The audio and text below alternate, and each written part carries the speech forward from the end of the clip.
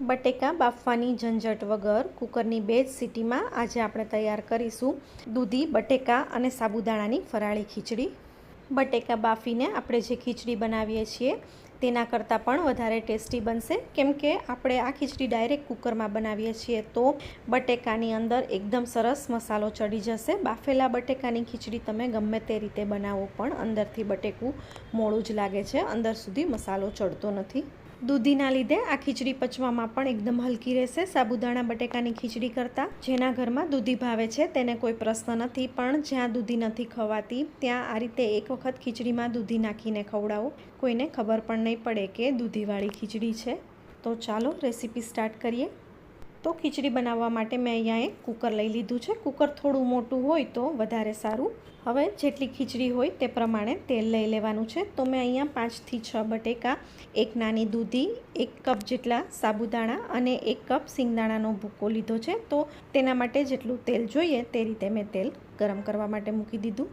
તેલ ગરમ થાય છે ત્યાં આપણે જોઈ લઈએ કે બટેકા કેવા સમારવાના છે। તો બટેકા બહુ મોટા પણ નહીં અને સાવ ઝીણા પણ નહીં, આ રીતે મીડિયમ ટુકડા કરવાના છે બટેકાના, કેમ કે ખીચડીમાં બહુ પાણી નથી નાખવાનું બટેકા બાફવા માટે। તો નાની સાઇઝના બટેકા સમારેલા હશે તો ફટાફટ ચડી જશે ઓછા પાણીમાં। હવે બટેકા વઘારતા પહેલાં આ રીતે ધોયેલા બટેકાને ચાળણીમાં નિતારી લેવાના છે। ડાયરેક્ટ પાણીમાંથી બટેકા નથી વઘારવાના। જો ડાયરેક્ટ પાણીમાંથી બટેકા વઘારશો તો ખીચડીમાં વધારે પાણી થશે અને પછી તેના લીધે ખીચડી ફીકી બનશે।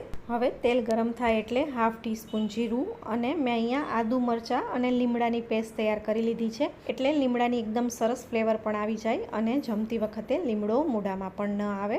અડધી મિનિટ જેવું સાતળી લઈએ જીરું અને આદુ મરચાં લીમડાને અને હવે એડ કરી દઈએ કટ કરેલા કાચા બટેકા। બાફેલા બટેકા નથી, કાચા બટેકા જ મેં અહીંયા ટુકડા કરીને લીધા છે। મિક્સ કરી લઈએ બટેકાને તેલની સાથે પહેલાં બરાબર, અને હવે એડ કરવાનું છે એકદમ થોડું મીઠું। આ બટેકાને મીડિયમ ટુ સ્લો ગેસ પર ઢાંકણ ઢાંક્યા વગર ખુલ્લા જ ચડવા દેવાના છે 5 થી 7 મિનિટ માટે। બટેકા તેલમાં ચડશે એટલે ખીચડી એકદમ ટેસ્ટી બનશે। બટેકામાં એક વખત તેલ ચડી જાય પછી પાણી નાખો તો ખીચડી ફીકી નહીં લાગે, જો ડાયરેક્ટ પાણી નાખી દેશો તો ખીચડી ફીકી લાગશે।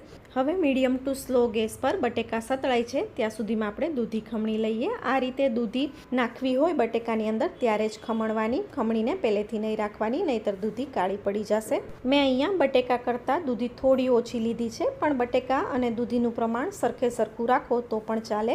દૂધી ખમણતા ખમણતા વચ્ચે વચ્ચે બટેકાને પણ ચલાવતા રહીએ જેથી બટેકા નીચે દાજી ન જાય। ફરાળમાં એકલા બટેકા ખાવાના લીધે ઘણી વખત ઘણા લોકોને ગેસ અને એસિડિટીની તકલીફ થઈ જાય છે, પણ જો આ રીતે થોડી દૂધી સાથે હોય તો ખીચડી પચવામાં એકદમ હલકી રહેશે અને ગેસ એસિડિટીની પણ તકલીફ નહીં થાય। દૂધી ખમણાઈ ગઈ છે, મૂકી દઈએ સાઈડ પર। વચ્ચે વચ્ચે બટેકાને પણ જોતા રહીએ અને હવે જોઈ લઈએ કે સાબુદાણા કેટલા લેવાના છે અને કેવી રીતે પલાળવાના છે। મેં અહીંયા આ 1 કપ સાબુદાણા લીધા છે। સાબુદાણાને મેં સવારે 8 વાગે પલાળી દીધા હતા। 1 કપ સાબુદાણા હોય તો 1/4 કપ પાણી નાખવાનું, એટલે સાબુદાણા એકદમ સરસ પલળી પણ જશે અને દાણો છૂટો છૂટો પણ રહેશે। નોર્મલ પાણીમાં સાબુદાણાને પલાળવાના। અત્યારે બપોરના 12 વાગે હું ખીચડી બનાવી રહી છું તો સવારે 8 વાગે પલાળેલા સાબુદાણા એકદમ સરસ પલળી ગયા છે અત્યારે।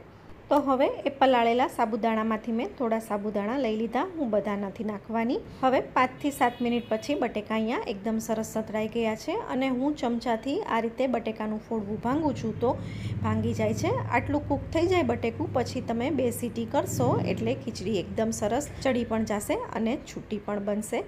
હવે મસાલો કરી લઈએ ખીચડી માટે। તો આદુ મરચાં અને લીમડો પહેલાં નાખી દીધા, થોડું મીઠું પણ પહેલાં નાખેલું હતું, મેં અહીંયા સિંધવ લીધું છે। હવે સ્વાદ પ્રમાણે બીજું થોડું સિંધવ એડ કરી દીધું। થોડી ખાંડ, જો તમે ખીચડીમાં નાખતા હોય તો થોડી ખાંડ પણ નાખવાની। ખીચડીમાં ગળપણ, ખટાશ અને તીખાશ સરખા હશે તો જ ખીચડી વધારે ટેસ્ટી બનશે, પછી તો તમારે તમારા સ્વાદ અનુસાર તીખાશ અને ગળાશ નાખવાની। હવે અત્યારે ખીચડીમાં દૂધી એડ કરવાની છે, સાબુદાણા હમણાં નથી નાખવાના। 2 સીટી થઈ જાય પછી સાબુદાણા નાખવાના છે તો મૂકી દઈએ સાઈડ પર અને એડ કરી દઈએ દૂધી। મેં અત્યારે ગેસની ફ્લેમ એકદમ સ્લો રાખી છે અને હવે ખમણેલી દૂધીને બટેકાની ઉપર આ રીતે છૂટી છૂટી પાથરી દેવાની। દૂધીમાંથી જે પાણી થશે તેનાથી જ બટેકા ચડી જશે, બહુ વધારે પાણીની જરૂર નહીં પડે ખીચડીમાં, એટલે આ રીતે ખમણેલી દૂધીને છૂટી છૂટી પાથરી દેવાની બટેકાની ઉપર। હવે કુકરમાં 2 સીટી કરી લેવાની છે. સીટી થઈ જાય પછી પલાળેલા સાબુદાણા અને અધકચરી વાટેલી શેકેલી સિંગ એડ કરવાની છે. હવે એડ કરવાનું છે પાણી. તો મેં અહીંયા 5 કપ જેટલું પાણી લીધું છે. બહુ વધારે પડતા પાણીની જરૂર નહીં પડે. 5 કપ પાણી મને થોડું ઓછું લાગતું હતું એટલે મેં ફરી 2 ટેબલસ્પૂન પાણી લીધું. તો ટોટલ મેં અહીંયા 5 થી 6 ટેબલસ્પૂન પાણી નાખેલું છે. દૂધીમાં પાણીનો ભાગ ઘણો વધારે હોય. દૂધીના પાણીથી જ બટેકા ચડી જશે એટલે બહુ વધારે પડતા પાણીની જરૂર નહીં પડે અહીંયા. હવે 3 બર્નરનો જે ગેસ સ્ટવ હોય તેમાં મીડિયમ બર્નર પર મેં કુકર મૂકેલું છે અને ગેસની ફ્લેમ હાઈ જ રાખી છે.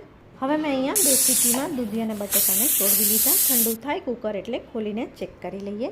તો આ રીતે દૂધી ઉપર રાખી એટલે દૂધીનો કલર પણ એવો ને એવો રહેશે. દૂધી બિલકુલ કાળી પણ નહીં પડે અને દૂધીના પાણીના લીધે બટેકું પણ એકદમ સરસ ચડી જશે. હું તમને બટેકું બતાવું. એકદમ સરસ ચડી ગયું છે બટેકું. તો હવે આગળના મસાલા કરી લઈએ. તો હવે એડ કરવાના છે સાબુદાણા. જે રીતે બટેકાની ઉપર દૂધી છૂટી છૂટી પાથરી હતી તે જ રીતે સાબુદાણાને દૂધીની ઉપર છૂટા છૂટા પાથરી દેવાના છે. સાબુદાણાની ક્વોન્ટિટી તમે તમારી રીતે વધારે ઓછી કરી શકો છો. મેં અહીંયા 1.5 કપ જેટલા સાબુદાણા લીધા છે. પછી એડ કરવાનું છે સ્વાદ પ્રમાણે લીંબુ અને અધકચરી વાટેલી શેકેલી સિંગ. સિંગના પાવડરને પણ આ રીતે ઉપર છૂટો છૂટો પાથરી દેવાનો છે. અને લાસ્ટમાં એડ કરી દઈએ કોથમીર. મેં અહીંયા કોથમીર થોડી વધારે લીધી છે. તમારે જેટલી લેવી હોય તેટલી લઈ શકો. અને હવે કુકરનું ઢાંકણ બંધ કરીને ગેસની ફ્લેમ ચાલુ કરી દઈએ. અને કુકરમાં થોડી મસ્તી વરાળ ભરાય એટલે ગેસની ફ્લેમ બંધ કરી દેવાની.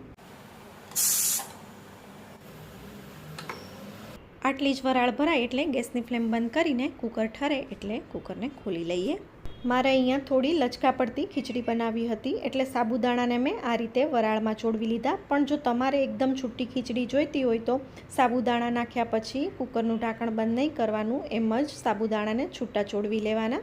આ રીતે સાબુદાણાને વરાળમાં ચોળવશો એટલે કાચા સાબુદાણાનો ટેસ્ટ નહીં આવે ખીચડીમાંથી. પણ જો તમને એવો ટેસ્ટ ભાવતો હોય તો સાબુદાણાને આ રીતે વરાળમાં ચોળવવાની જરૂર નથી. હવે એકદમ હળવા હાથે ખીચડીને મિક્સ કરી લેવાની છે.